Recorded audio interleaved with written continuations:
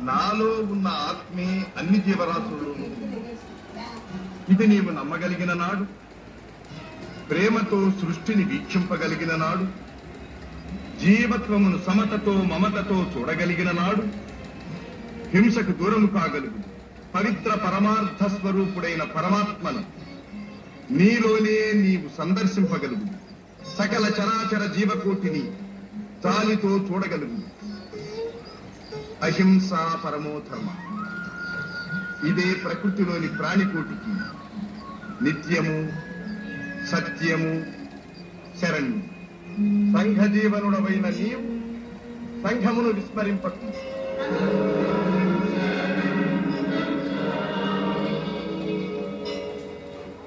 ధర్మబద్ధుడవైన నీవు ధర్మమును విస్మరింపకు.